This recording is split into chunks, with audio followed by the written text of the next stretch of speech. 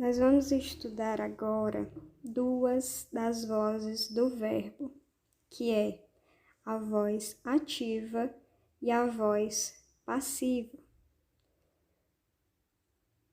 Na voz ativa, ela acontece quando o sujeito é aquele que pratica a ação.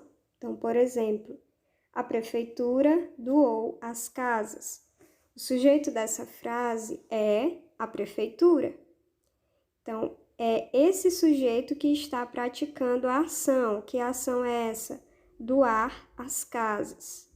No segundo exemplo, o leão matou o macaco.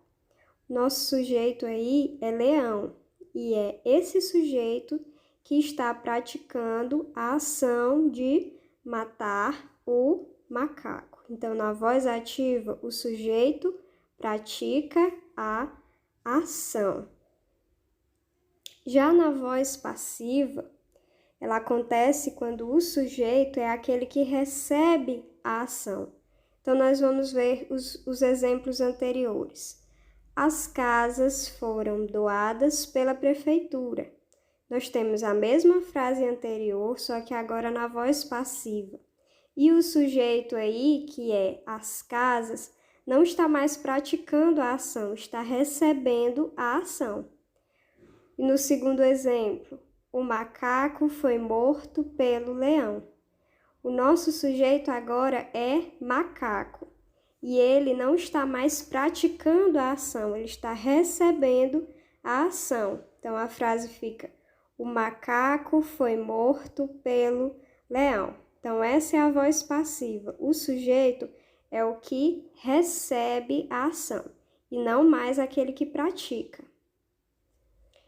Vamos ver o agente da passiva.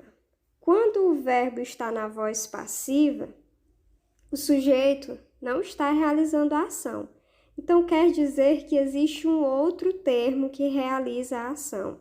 E esse termo é chamado de agente da passiva.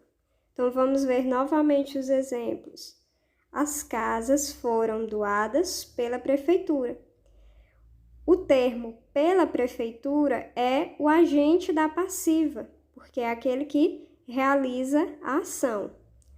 O macaco foi morto pelo leão. Pelo leão é o agente da passiva, porque é aquele que está praticando a ação de matar o macaco. Então, o agente da passiva, ele é antecedido pelos termos por, pela, pelo, pelas, pelas. Então, é a partir desse termo que nós vamos identificar qual é o agente da passiva. Ele sempre vem antes do agente da passiva.